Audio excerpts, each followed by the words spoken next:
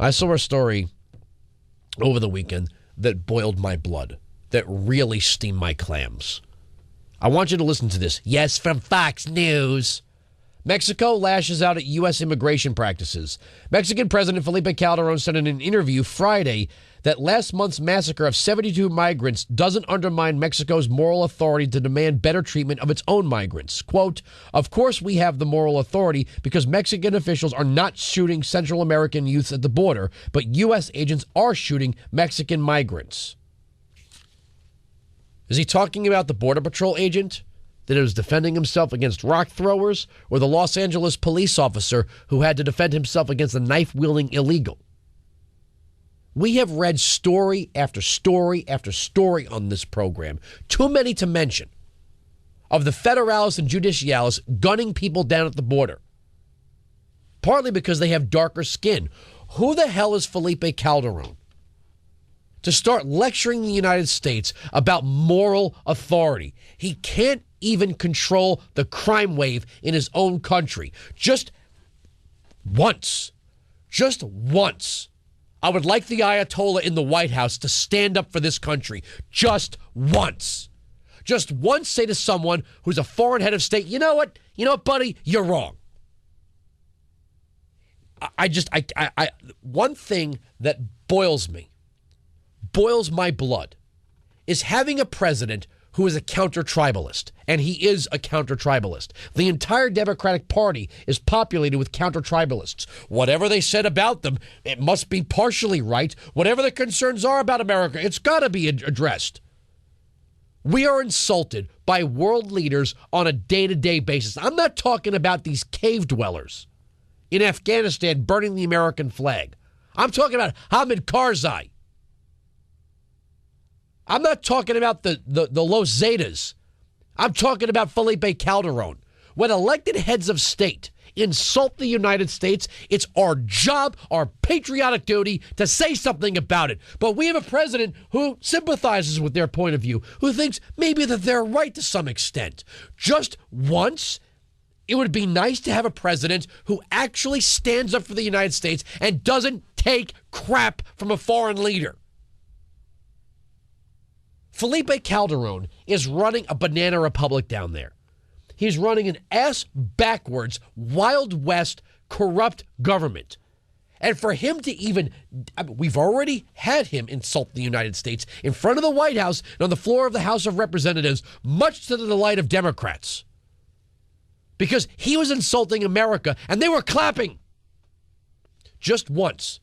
It'd be nice for the president to say, you know what? I'm not taking this from you.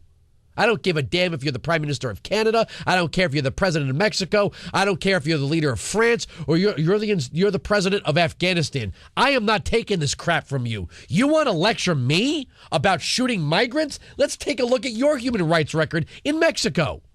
And if you think that Latinos in the United States have the right to come at a police officer with a bloody 6-inch knife in MacArthur Park in Los Angeles, you got another thing coming, buddy. As far as that Border Patrol agent, he was doing his job and defending his life. Just once. Just once. Take your testicles out of Michelle Obama's purse and put them up on the table. Just once. Damn it. What the hell is wrong with these people? They feel like it's somehow anti-intellectual to stand up for their country. Every other world leader stands up for their country. They don't take crap from other world leaders. But we do. Just once. Just once install that spine and say, you know what, Felipe, with all due respect, you're wrong here. You've got your military on your border. You've got your police shooting migrants coming from El Salvador, Honduras, and Guatemala. How dare you lecture us? Why don't you get your drug cartel problem under control? Then we can talk. When you can't even keep bullets flying across to our side of the Rio Grande, shut your face. Just once. One time, President Obama, once. It doesn't have to be a recurring event. We know how you feel about diplomacy. We know how you feel about the UN, but just one time. And I don't give a damn. Oh, well, maybe it'll offend Latinos. This is not about Latinos. Has nothing to do with Latinos. Just one time, stand up and tell a world leader that they're wrong. One time.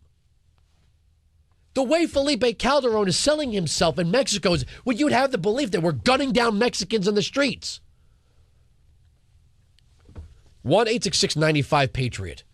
Wouldn't it be nice if somebody in government got as excited and passionate as I do about this country? These people, if we move the mosque, they're going to attack us. Hey, don't you have the Imam Faisal Rauf going around the world as a bridge builder? How about he tell these people, listen, let me explain the United States to you. This is what we have in the United States. It's called the Constitution, and people have free speech. And you know what? We are trying to make headway in America. American Muslims want to be partners with their Judeo-Christian brothers. They're Jews and Christians and Muslims living side by side. And you know what? After 9/11, they just asked us to move the mosque. And you know what? We want to be good neighbors, so we're going to move the mosque a couple of blocks. It's really not that big of a deal. Do you think the Imam Rauf is standing around in Qatar or in Yemen saying, you know what, it's a real different thing in America. Jews, Christians, Muslims all live on the same streets, send their kids to the same schools, shop in the same supermarkets. No. We don't need a lesson in understanding. The Islamic world needs a lesson in understanding.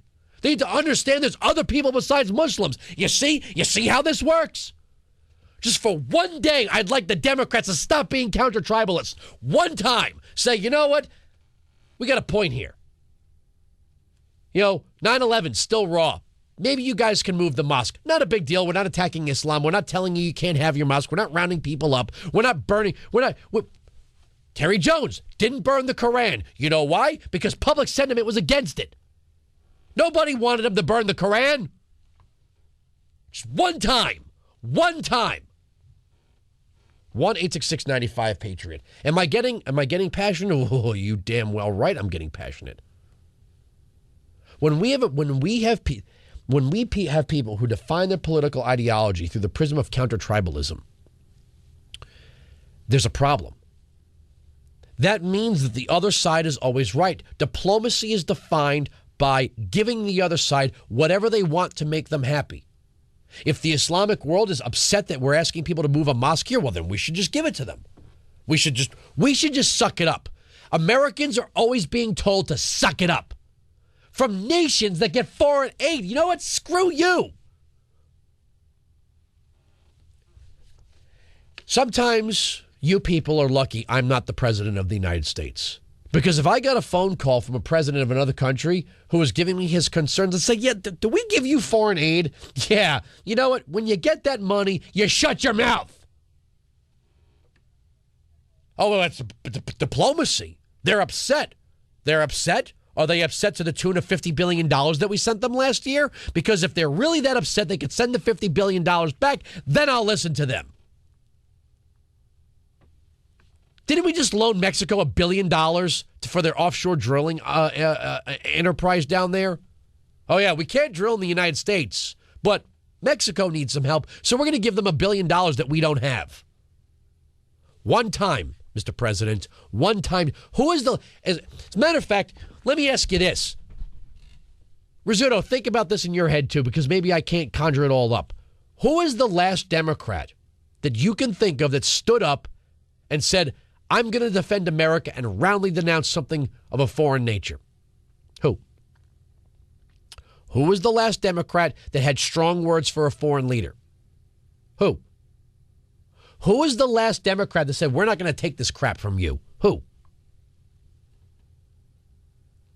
We get dumped on every single day of the week.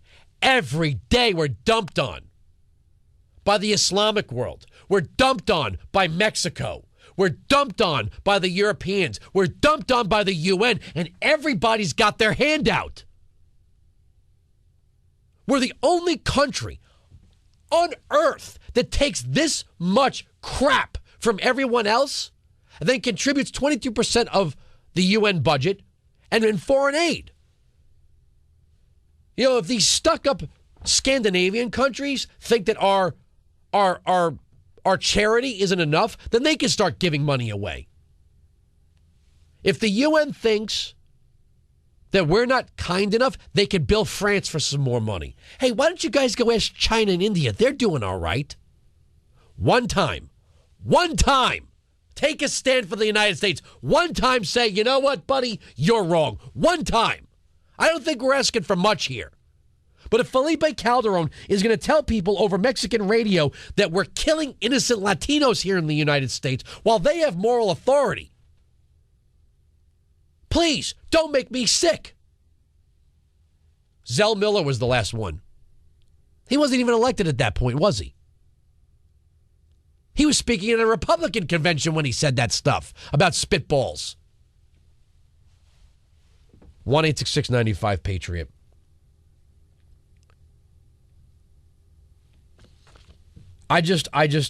Calderon followed up, if we're talking about responsibility, at the root of this is the case of immigration and the lack of immigration legislation in the United States that would recognize the phenomenon.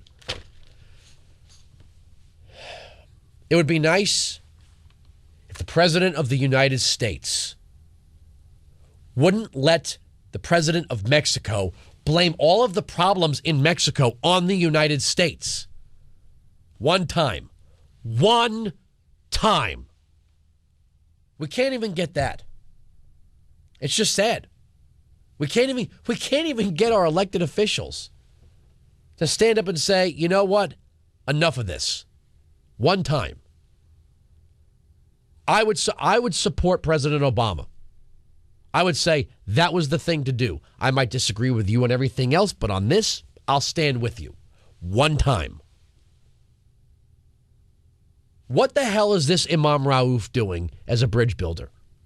If he's telling us that our security is dependent on building a mosque at Ground Zero, where clearly our security was breached, that's like saying, hey, don't wear high heels, you might get raped. How about you tell these people, listen, you're going to stop attacking my country. And if there's a mosque that gets moved, so what? We got mosques all over the United States, in my country. Who says my country anymore? I do. Do you? Is the Imam Raouf an American who represents the interests of America? I don't think so. Maybe we need a better Muslim in there.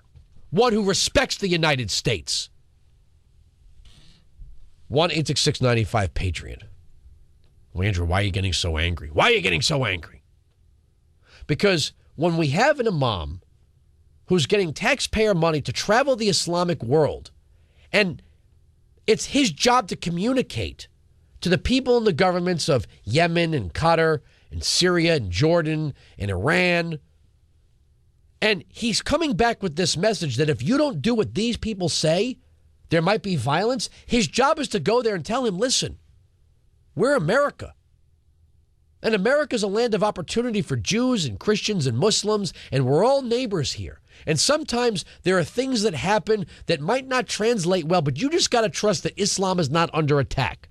Islam is not under attack because we're asking people not to build a mosque at Ground Zero. That's his job, to translate the message so they get it. One time, I just wish one time one of these people who represent the United States would stand up to somebody who's threatening us or is insulting us and just say, you know, you're wrong. The imam's job would be to sit there in Qatar or in Yemen or in Afghanistan and say, listen, America has very different freedoms. It has a constitution. It allows for Muslims to practice their religion in a nation that's numerically dominated by Christians. We can't say that here, can we? It'd be nice if the Imam Raouf went and lectured them about tolerance for Jews and Christians where they are. One time. One time.